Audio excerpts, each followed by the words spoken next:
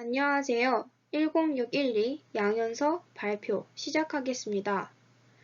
여러분들은 학교에서 3족부터 12족에 해당하는 원소들을 따로 배우지 않는 것에 대하여 궁금하지 않으셨나요?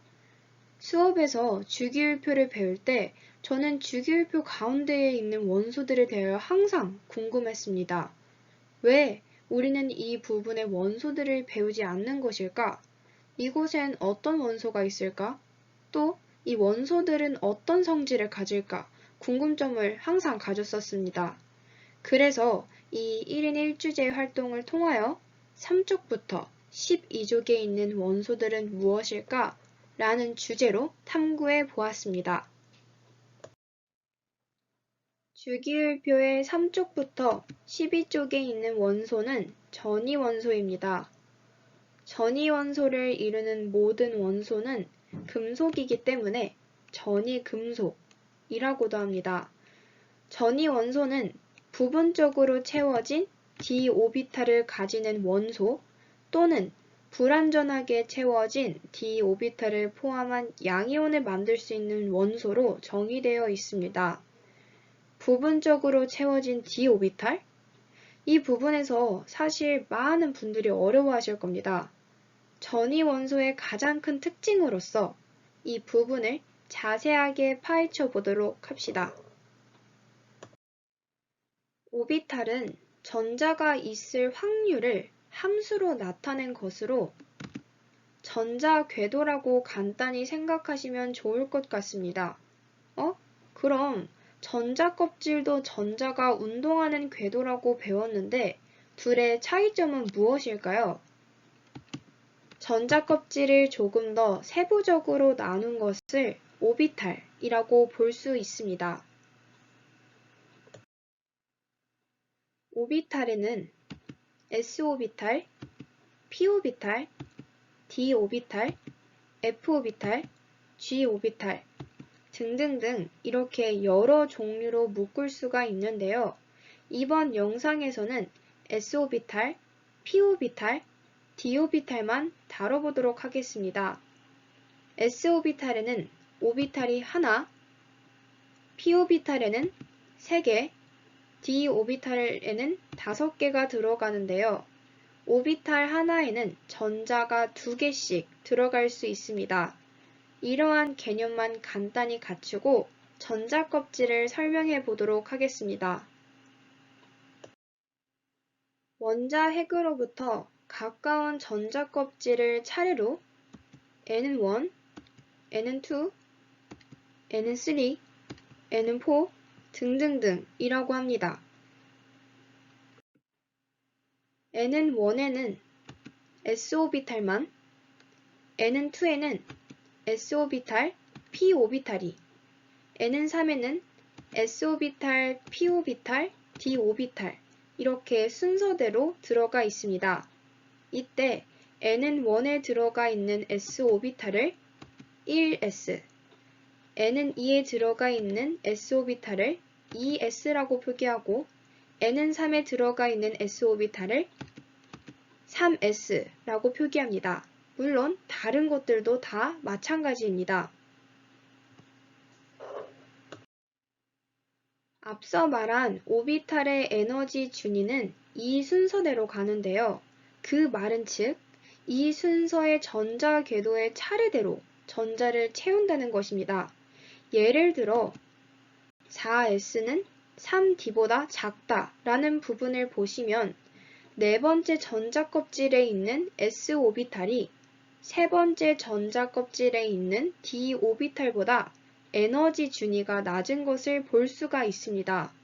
그렇다면 네 번째 전자 껍질의 s오비탈을 먼저 채우고 그 후에 세 번째 전자 껍질의 d오비탈을 채운다는 것이죠.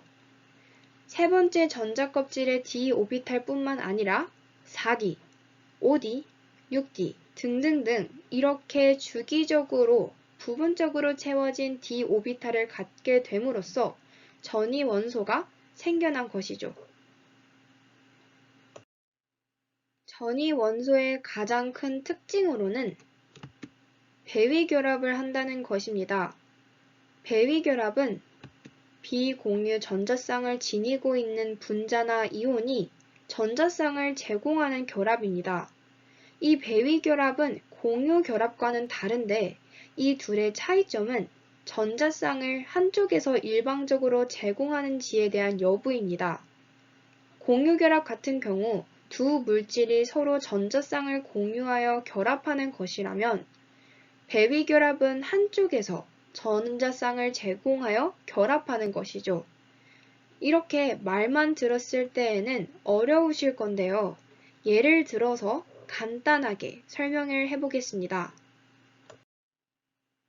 전이 원소는 아니지만 배위 결합의 가장 대표적인 예로 암모니아와 수소이온의 결합이 있습니다. 암모니아는 NH3로 질소 원자 1개가 수소 원자 3개와 공유 결합하고 있습니다. 그리고 이때 두 개의 전자를 따로 가지고 있는데요. 전자가 없는 수소이온 H+와 결합하기 위해서 전자 두 개 중 하나를 수소이온에게 주고 같이 공유하여 결합을 합니다. 이렇게 함으로써 암모늄 이온이 만들어지고 이것이 바로 배위 결합이죠. 그림에서 볼 수 있듯이 화학종들은 각기 다른 에너지 상태를 가지고 있습니다. 이때 빛을 받으면 가장 높은 에너지 준위에 존재하는 전자가 에너지를 흡수하며 비어있는 가장 낮은 에너지 준위로 이동하고 반대로 다시 에너지를 방출하며 원래의 바닥 상태가 됩니다. 앞서 말했듯이 화학종들이 가진 에너지 상태가 모두 다르기 때문에 방출하는 에너지의 크기는 모두 다릅니다. 전이 금속의 경우 다양한 리간드와 배위 결합하며 여러 가지 배위 착화합물을 형성합니다. 중심 원자와 배위 결합하고 있는 분자 또는 이온을 리간드라고 하며 전이 금속과 리간드의 종류, 결합하는 리간드의 개수 등 여러 가지 요인에 따라 에너지 상태가 달라지게 됩니다. 이때 배위 착화합물의 에너지 준위 간격은 대부분 가시광선 영역에 해당하고 이에 따라 가시광선을 흡수하고 방출하여 다양한 색을 띠게 됩니다. 전이 원소의 특징은 이뿐만이 아닙니다. 전이 원소는 녹는 점과 끓는 점 모두 높고 단단하고 밀도가 큽니다. 그리고 많은 전이 원소 화합물은 홀전자를 가지고 있기 때문에 자기성을 가지고 있습니다. 또 화학적 활성이 적기 때문에 공기 중에서는 큰 변화를 일으키지 않는다는 특징을 가지고 있습니다. 지금까지 알아본 전이 원소의 예로는 우리가 흔히 알고도 있고 많이 보기도 하는 Fe, 철, Cu, 구리, Ag, 은, Au, 금 등이 있고 조금은 우리에게 생소한 Sc, 스칸듐, Ti, 타이타늄 등도 있습니다. 전이 원소는 촉매로 사용되거나 의료용으로 사용되는 등 다양한 방면으로 이용되고 있습니다.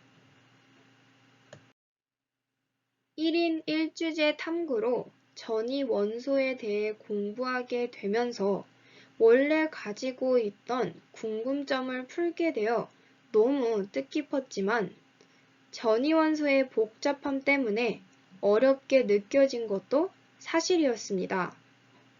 저희가 학교에서 이 전이 원소를 따로 배우지 않는 이유가 복잡함 때문이지 않을까? 라는 생각도 들었습니다. 그러나 이 어려움을 이겨내고 끝까지 포기하지 않음으로써 뿌듯하기도 하고 한 단계 성장하는 계기가 된 것 같습니다. 이상 발표 마치겠습니다.